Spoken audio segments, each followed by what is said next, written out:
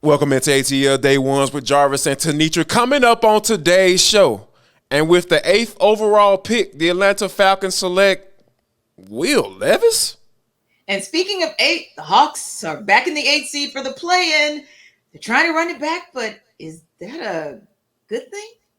And last but not least, for the culture, do you want to ride this pony? That's all coming up next, right here on ATL Day Ones. Let's go. This is ATL Day Ones, part of Locked On Sports Atlanta. And it starts now.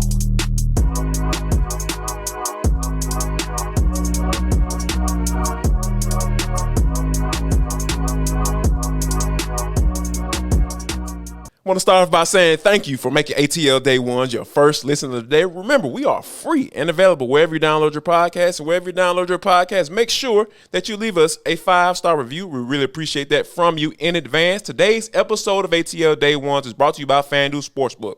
Make every moment more. Visit FanDuel.com/lockedon today to get started. But T, when you think about all of the rumors and all of the quarterback, it's in the Lamar Jacksons and Desmond Ridder. Is he going to be QB1 and all that good stuff? And even when we heard about the top 30 visit with Anthony Richardson, a lot of questions started to come up when you're talking about, okay, are they looking to draft a prospect, or is this just the Falcons doing their due diligence? I think Terry Fontenot has coined another phrase because he has been using that phrase quite a bit in these past couple of weeks or so. But when I heard that the Falcons are going to visit with Will Levis, T, is this due diligence, or is this something that, hey, we can kind of bring this guy in and kind of work with him and kind of let him learn a little bit and then potentially compete for a starting spot with Desmond Ridder?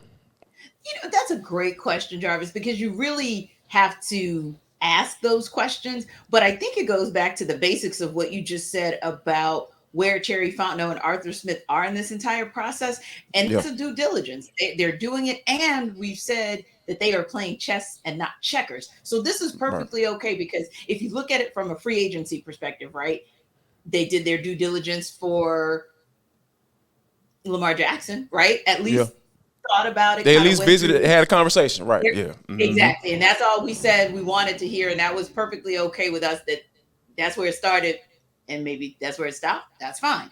Anthony Richardson, we know that they took a visit, although you and I were kind of sneaky suspicious, like, if anything, you probably wanted O-lineman from that school, not necessarily quarterback. But it's perfectly okay to do your due diligence, because we know that 8 spot, it's one of those, to me, Jarvis, it's almost like any spot from, I would say maybe about 7 to 12. I think those teams are the ones that really, to me, are in control of their own destiny, maybe even more so than the 6, because I feel like maybe the top 4, the top 6 are a little more desperate. Let's just be honest. So I feel like, to me, the Falcons are one of the teams, if not the team, that's in the best position, the most ideal position to just kind of play around with it and say, okay, we're going to do our due diligence. We don't mind looking at Will Levis. At the end of the day, it doesn't hurt to have a conversation, a visit, what have you. But I still feel like this is just playing chess, not checkers, because when you look at what Will Levis brings to the table, for example, we talked about some of the positives and really mostly some of the not so positives about Anthony Richardson. And when you look at the areas of improvement, for Levis, it's like, okay, well, if he's inconsistent with his field vision and his anticipation, those are not areas where there have really been any issues or concerns as it relates to Desmond Ridder. So why would you go and get somebody who is kind of at a tier less than the quarterback whom you currently have? I just don't think that makes any sense. To me, the competition for QB1 would be, oh my God, if Taylor Heinicke just blows it out of the water in training camp, and then you essentially have to make an assessment of who starts this season. But I don't think Desmond Ridder is going to be competing with a 2023 drafted quarterback, unless, as I always say, my caveat is, unless their names are Bryce Young or CJ Stroud. That's it. Yeah, that's it. Like, and to be honest with you, that's not going to happen. He's not going to be. Those 2 players that you just named aren't going to be available at 8. I can guarantee you that. And here's the thing: when it comes to whether or not Will Levis will be selected there, I think the only way I even see that even happening if it's a team trades up or the Falcons trade up or the Falcons decide to trade up for somebody that might not, they didn't think that was going to be available and be like our 6 or something like that. Yeah. Or and another team like the Titans or something like feels like if you a run on quarterback is going on super early, like C.J. Stroud, Bryce Young, Anthony Richards, all those guys get drafted in the top 4.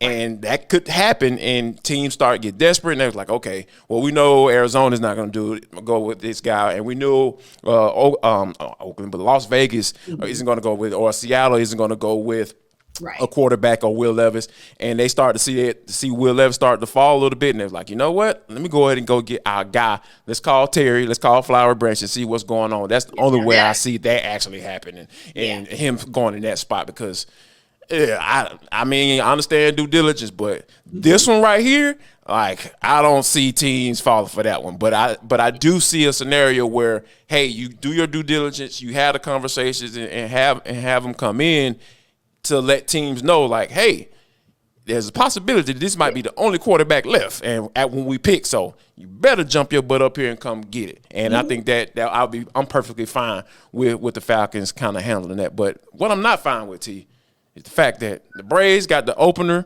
against the San Diego Padres, but it was all downhill from there. From Charlie Morton, going crazy in the first inning, and then if you're talking about sliding on down to Dylan Dodd and Jared Schuster and those guys getting toe tagged over the weekend. T, when you think about all of what happened, then Travis d'Arnaud, throw him in that situation as well, being concussed by Rougned Odor at the plate on Saturday. What is your biggest concern coming off this series against the San Diego Padres? You probably just called it. It is a combination of injuries and the potential for more, God forbid, but the potential for more injuries. Because what were we having a conversation about? How cool was it in the first couple games to see Travis d'Arnaud really make an impact at DH, right? Yes. So it's like, oh, wow. We get, this bonus because here we were thinking that it was going to be this co-tandem at the catcher position behind the plate, but he was really making a name for himself, so to speak, at the plate, and now he's concussed. So that really kind of puts us in a challenging situation from the Braves perspective. And also when you think about, giving Sean Murphy an opportunity to have a day off here and there, that really kind of puts that in jeopardy. So it really, when I saw that one probably hurt a lot, but okay, what hurt the most is, two things, Jarvis. So I kind of looked at it as part 1 and part 2. Mm-hmm. Part 1 was, oh dear, how long is it going to take Uncle Charlie to look like good Uncle Charlie? I don't know. Yeah.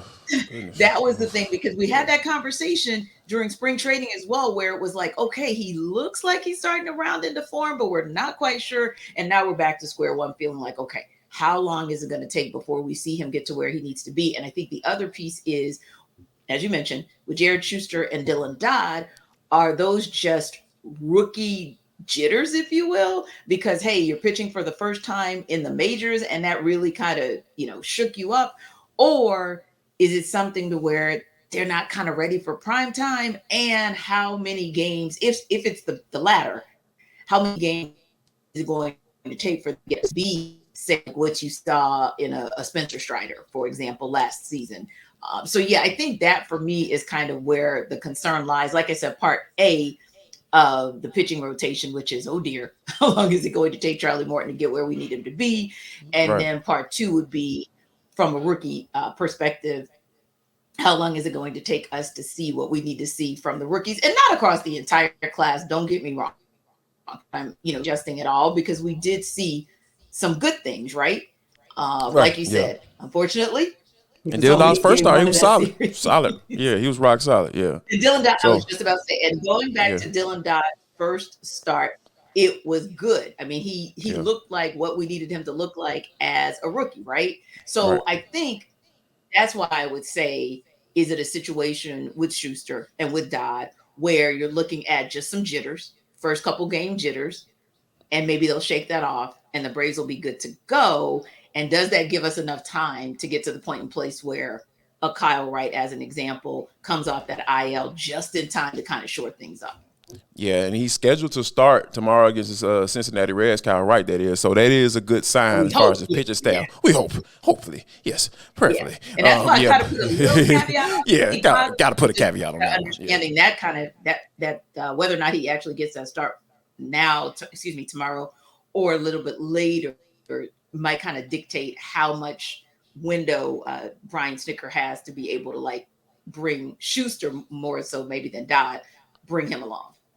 Yeah, and I think that's what kind of gives me a little ease, because you have people coming back. Max Fried will be back pretty soon as well. Yeah. So I think that I'm not really concerned about the pitching rotation. My concern is, my biggest fear, T, is Marcell Ozuna having to play. You know what I'm saying? That has been my biggest fear, and then he's been put in that doggone line for the past few games. Obviously, with Travis d'Arnaud going down and Sean Murphy having to play every day, you almost have to put him in that DH spot, because, he's not an option for you to go and play out in the field as well. So that's been my biggest fear. The sooner that Marcell Ozuna doesn't have to play, that's when I'll be at ease as a Braves fan and covering this team. You just said the sooner Marcell Ozuna. Right, yeah. That's where I am with him. Yeah. He's batting 70-40, 74. Right. And if there is a lingering effect, and again, we are always going to speak the positive and we're going to be optimistic, but hoping that there won't be even a lingering effect to Michael Harris II's lower back injury. So those are the kinds of things that concern you, whether or not that comes back to kind of haunt him middle of the season or end of the season, because it's such a long season. Yeah, that's kind of so hopefully a lot of that stuff was a little bit precautionary. That's what they said it was, but we will definitely kind of see and keep an eye on that bad boy. Speaking of keeping an eye, how about this? The Hawks are getting ready to play against the Miami Heat tomorrow night, but are we looking forward to them going up against the boogeyman? We'll talk about that next. But first, we got to talk about FanDuel.com/LockedOn, because it's the #1 sports book in America. You guys rock with us each and every day as the #1 podcast in America. So why don't you get with the #1 sports book in America? Because guess what? If you are a new customer, they have the no sweat first bet up to $1,000. That's bonus bets back if your first bet doesn't win. And you can just download the app. It's safe, secure, super easy to use. You don't have to worry about implications, sharing of your private information. No, don't worry about that. FanDuel got you covered. And also, you can even bet on everything from the money line to point score or threes drained. They got everything right now. We're talking about the play-in tournament coming up. Hey, go ahead and win you some money, because it is the place to be. And you can even combine your bets for a better chance at a bigger payout with a same game parlay. So don't miss your chance to get your no sweat first bet up to $1,000. That's bonus bets back if your first bet doesn't win at FanDuel.com/LockedOn. That's FanDuel.com/LockedOn. Make every moment more with FanDuel, an official sports betting partner of the NBA. Well, Jarvis, we are here. Here is the playing round. Here we are. Right back to familiar territory if you go back to last season. So this is nothing new. And honestly, it's not a shock. I mean, this is kind of where we thought this team was going to land, because this team ends the regular season at 41-41, being just who we thought they were, a 500 team. And so they go up to Boston, and granted, the Celtics had their second string players in. The Hawks had a lot of second string players in as well. So we understand. Typical situation, some random dude, X Factor dude comes out and gets a triple-double, and the triple-double comes through what? Threes. Okay. With emphasis on triple. Exactly. Triples on triple. Gracious Lord. So we knew that was going to happen. And now here we are once again, but they're staring the Heat in the face a little bit sooner than they did last year, because they got out of the play-in round, got into the first round of the playoffs, and of course, we're down in 5. This year, they have to face the Heat to get out of the play-in round starting tomorrow. So that said, we said earlier, Jimmy Butler is AKA the boogeyman, but really the entire Heat squad seems to haunt the Hawks on a regular. Do they even have a real shot at being the number 7 seed, or more importantly, getting over the hump, first of all, against the Heat, to put themselves in position for that 7th spot? If Nate McMillan was coaching this team, my answer would probably be like, nope, because how can you expect? How can you change your expectations? Because like I said, I have none. I'm still sitting right there at none. But when you think about some of the things that we've seen in these last 21 games, like you've kind of seen the Hawks kind of evolve somewhat, but they'll fall back into who they are because hey, like it's hard to undo 82 games. Like it's hard to undo that in such a short time frame. But I do believe that when you think about the X factors, right, and when you think about why the Hawks, once the Hawks lost, they went out and said, hey, you start hearing the conversations about Trae moving off the ball, and you start hearing the conversations about, hey, the Hawks might be involved in the trade with the Spurs to get Dejounte Murray because you have teams coming at Trae trying to get the ball out of his hands.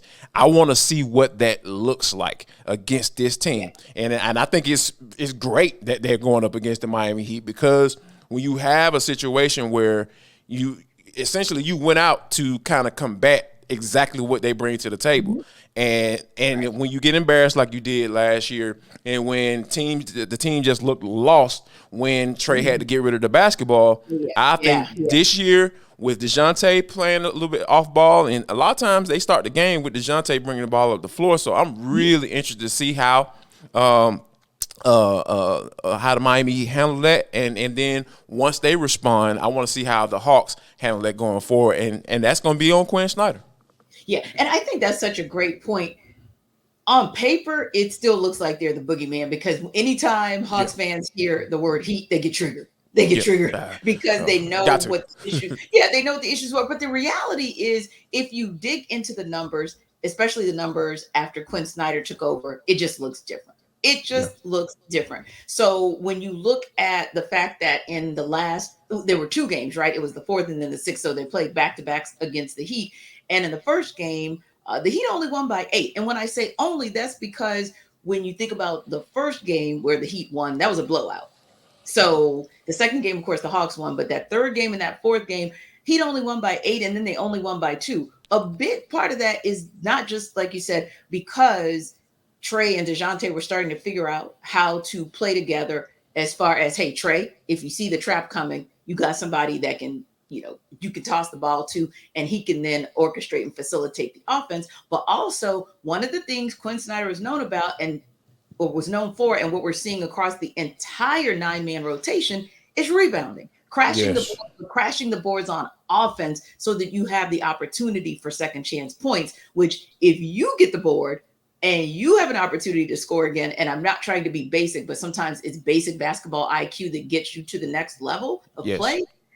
If you have the ball, you shoot, you miss, you get the ball again, guess what? That's one more possession for you and one less possession for the other team. And again, while it may sound basic, there's something to be said about the fact that Quin Snyder's Jazz teams that always went deep into the playoffs, part of who they were they were an offensive rebounding team, top 5, almost his entire time there. But in particular, the last couple seasons, you know where the Hawks were before Quin Snyder took over? Middle of the road with offensive rebounds, about 17th, 18th in the league, second chance points. You know where they have been the last couple of weeks under him? They're now in that top 5 space, right? Yeah.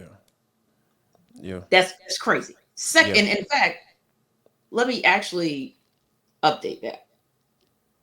Second in offensive rebounding percentage. First in second chance points. It makes a difference. And to your point, Jarvis, those two things that we just mentioned, that's probably why you actually have a thought like, wait a minute, in one game, you kind of like their chances because that last game was about a month ago. So how much they may be grown to be able to take on a team like Miami. Now, let's say worst scenario, right, Jarvis? They lose tomorrow night against the Heat, but they got one more shot at it. They got a shot at it, whether they take on the Raptors or the Bulls, and they'll be hosting, which could be a good thing. They actually have had more success this season against the Bulls and the Raptors, more so than they have in the last couple of seasons. But from the perspective of, one-to-one matchups, do you have a preference on who you want them to see in that next play-in game if they don't beat the Heat? You know what? It would probably have to be the Raptors because like that was one of the teams that they held the tiebreaker for or against, excuse me. And the Raptors aren't a good team on the road. They probably got one of the better home records in the NBA, but specifically against contenders like the top 4 teams. So I think that if they can get the Raptors at State Farm Arena, I think that the Hawks would be cooking with grease, and the Chicago Bulls as well. But like I like the matchup with the Toronto Raptors because, like you said, when you have a guy like Kyle Lowry who's been he's just been. I think that the Hawks will have some confidence going into that game, knowing that hey, we can get this bad boy. All we gotta do is just do what we need to do. Right, and I agree. Actually, if we had to have a preference of who they would match up with, I believe it would be the Raptors because it seems like, and sometimes Jarvis is just a feel, but other times it is the numbers, and they really have been able to handle their business with the Raptors this season, which we haven't always seen with them. It just to me, it just always like the Raptors were in the building, or when they were Raptors. The question would be, well, 2 questions, right? First question would be, what random dude is going to go off on the Hawks? What random dude is going to come off the bench? Because the Raptors had a pretty decent bench, right? But then the second question was always, who's it going to be? Is it going to be OG Anunoby or Pascal Siakam? Because one of them, if not both, but one of them is definitely going to head. Not this season. This season, they actually hung tight with the Raptors, and I think they can probably do that again. So, yeah, you love the opportunity to potentially get a game on the Heat. You got close the last 2 games in the regular season. Who's to say you won't get over the hump tomorrow night? But if you don't, then I can't believe I'm saying this because we said we weren't going to have any expectations. But I can see the Hawks actually beating the Raptors or the Bulls in their own building to get themselves to round 1 of the playoffs.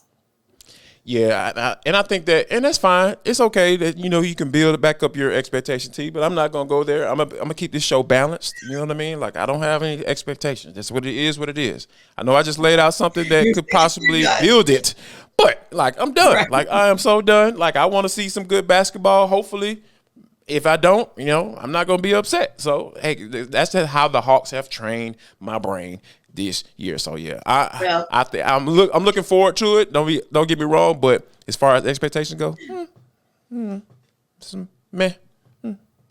Fair enough. Look, it's fair. It's fair. I believe that. I'm just gonna leave it alone. Like I'm not gonna even go there with you because I do understand. It's Monday, T. You know what I'm saying? You know how this is a season where at least. Right. No, it is what it is. But at least this is a season where the Hawks can finally say they won the series against the Raptors. So that's why I was kind of giving them just a little bit of deference, although we do know one of those games was overtime. But AJ Griffin seems to play quite well against his dad, just as an example. And some of those players who weren't given a prominent role back in January, the last time the 2 teams played, we're seeing much better results for them in much more time. So that could make a difference as well. But if you want to know, we're, of course, just looking at what the Hawks are going to do in the play-in round and hopefully the playoffs. But Locked On Sports Today, they're looking across the entire board of what's going on in the NBA playoffs. So if you want to know more about the whole scene or you want to see them and what their reaction is to the NBA play-in and the NBA playoffs, don't forget to check out Locked On Sports Today. They have some really cool stuff, just like our FTC. They have their take of the day, so they'll give you their reaction and maybe their thoughts too on whether or not they think that the Falcons are playing chess, not checkers when it comes to Will Levis, or what that's going to be, or whether some of these ticky-tack injuries with the Braves are going to come back to haunt them. So don't forget, if you go and check out, which I hope you do, check out ATL Day Ones on YouTube and wherever you listen to your podcast. The next stop is Locked On Sports Today. Locked On Sports Atlanta family, thank you for being an everydayer, coming to us each and every day. We know here Monday through Friday, we got this 30-minute podcast rocking with you each and every day. And we really appreciate the people who have subscribed and downloaded this podcast. We're up almost at 6,200 subscribers. Really appreciate that from you. But if you haven't done so, make sure you do that. Go ahead and jump on board. Become an everydayer right here on Locked On Sports Atlanta. But T, this is For the Culture. It is the intersection between sports, entertainment, the culture, and sometimes whatever the hell we want to talk about. Because that's just how we get down on this show. Today is no different. How about this? Talked about a pony early on. People might feel some type of way about how I said it, but hey, it is what it is. So, and this only could happen in this particular state in Alabama. There was a pony that got loose, and the police went on a nice little chase for 2 hours trying to get this runaway pony. And you know, they eventually caught up with him and they charged him. They charged him, man, with the doggone, you know, with resisting arrest and all this stuff. And guess what? They named him. This is what really. Here's the kicker. They named the doggone pony Genuine. Now, for those of you who don't know, Mr. Genuine had a hit song called "Ride That Pony," and I just couldn't imagine like the demographic of the people who named him and gave him that nickname. But what is going on? You got runaway ponies, named Genuine, like in Alabama, running through folks' yards and stuff. What is going on down there? Like, what are they doing now? What's the world coming to? I am so very confused. I don't know if I'm more confused about the pony them attempting to arrest the pony, or the pony running amok and nobody claiming it and saying, "Hey, get back in the stable." Or them naming the pony Genuine, because of course, when you see that, it's like you think about that meme right now that's going around or was going around about him, and it's like, how can I even take this seriously? When I saw it, I was like, "Oh, Jarvis, I don't even know what to do with this." And we used to have a saying like only in Florida, right? Yeah. In Alabama situations. Yes, we all know what goes down in Alabama. I'm not too shocked. When I saw the state, I was just like, yeah, normally this is Florida type stuff. Yep. But the fact that it's happening in Alabama, right up the road, not too far from there, but I totally understand and I totally get it. But yeah, right. I think the fact that Genuine need to do a concert or something, because he been taking all type of L's on social with the memes and the gifs, and they naming ponies. They actually real ponies after you. Like, come on, Genuine, bro, you need to do something, Jack. Like, man, he should take advantage of this. Yeah. Reunion tour, dog. Reunion. Come on now. Lean in. We want to say thank you guys for making ATL Day Ones your first listen of the day. Remember, go ahead and check out Locked On Sports today. Make it your second listen. You can find it wherever you find this podcast. And we want to thank you people who've been rocking with ATL Day Ones every day. We're calling you the everydayers.